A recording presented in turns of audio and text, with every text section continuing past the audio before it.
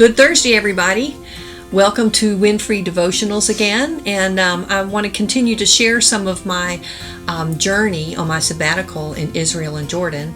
Last week I shared how I got a little bit scared at the Church of the Holy Sepulchre when I got separated from my group.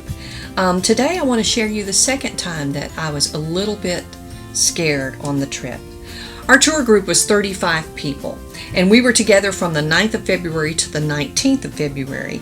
On February 20th, 5 of us journeyed from Israel into Jordan.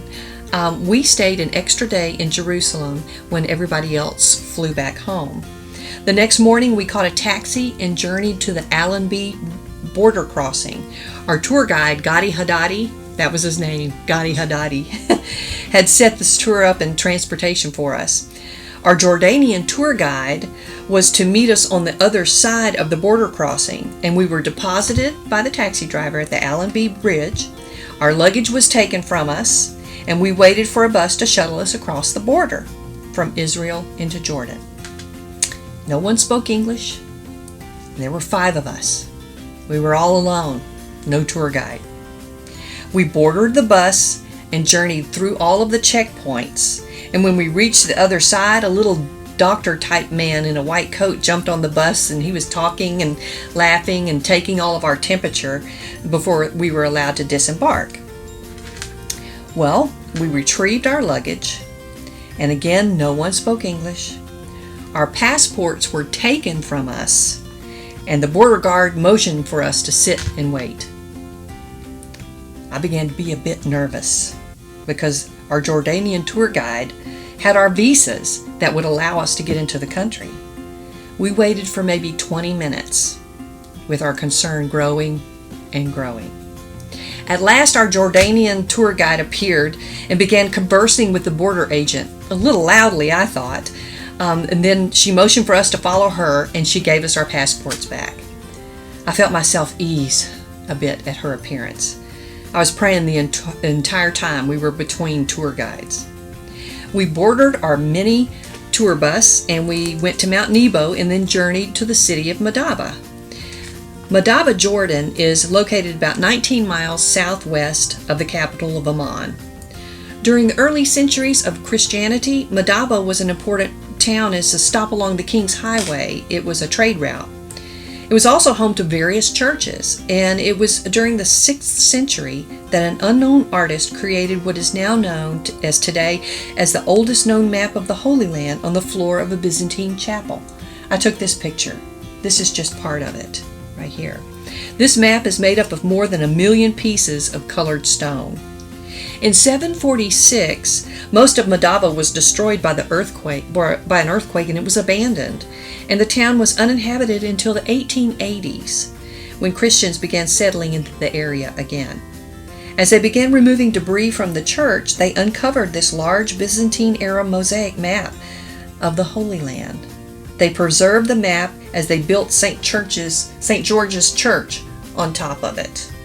The map originally covered an area about 49 feet by 16 feet, but only about a third of it's visible today.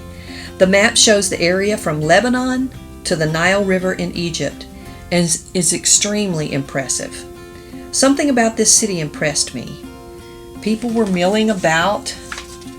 This is on the inside of St. George's Church. It's a Greek Orthodox church. Just a sweet little church. But people were milling about. You know, it's just a really nice little town. I found really some cool souvenirs there. People were helpful and smiling. The atmosphere was one of peacefulness, not like the tense and conflictual atmosphere in Israel with the conflict between the Israelis and the Palestinians. You could just feel it in the air. We just felt when we were in Jordan, it was just like, people are getting along. This atmosphere made me think of the unrest going on in our country today. I found some great information on an article of the New Spring Church website. It began with an explanation of racism. It's about making quick judgments on the characteristics of a race to rate them as inferior or superior, demonstrating partiality or bias.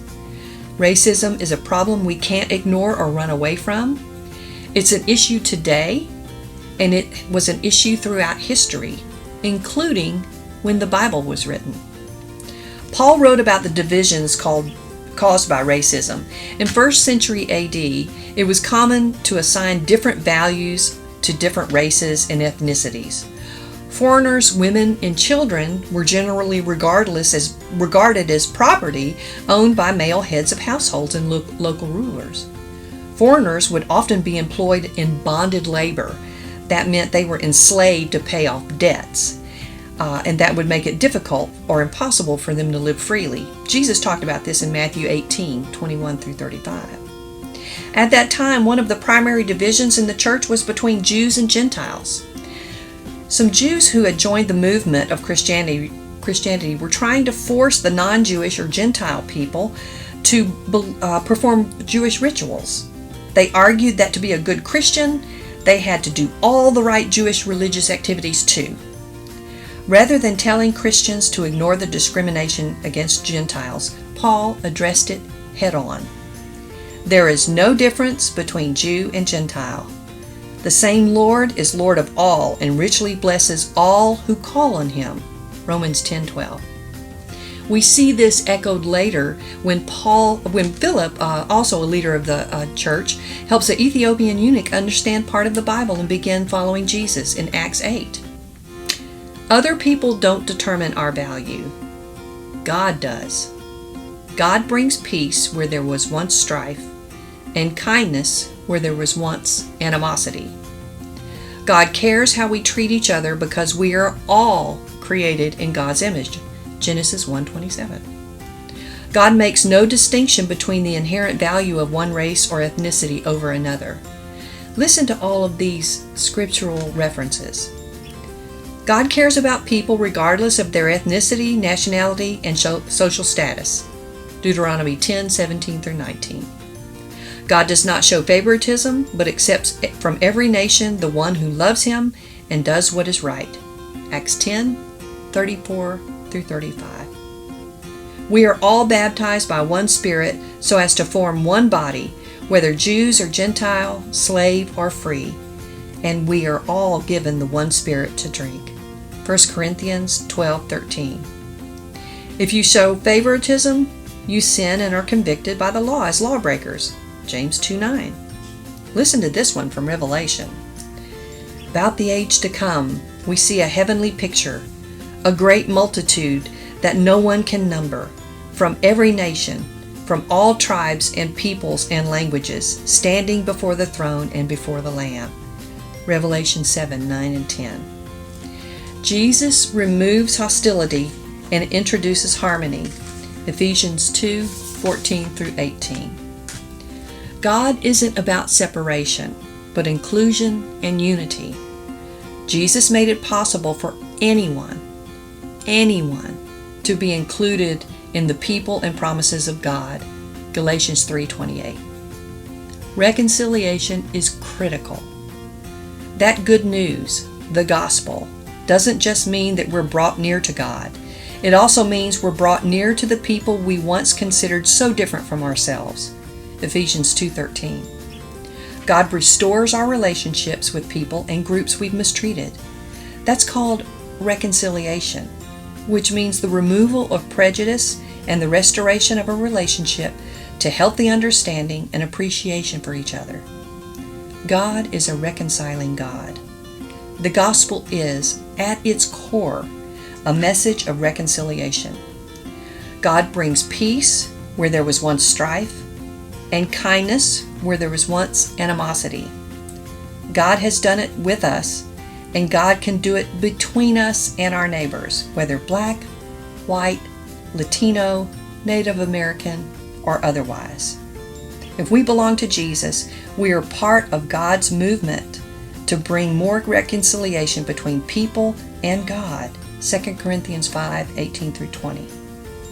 As His representatives, we have the opportunity to share how the life-changing message of the gospel creates a healthy relationship with God and healthy relationships between people, no matter who they are.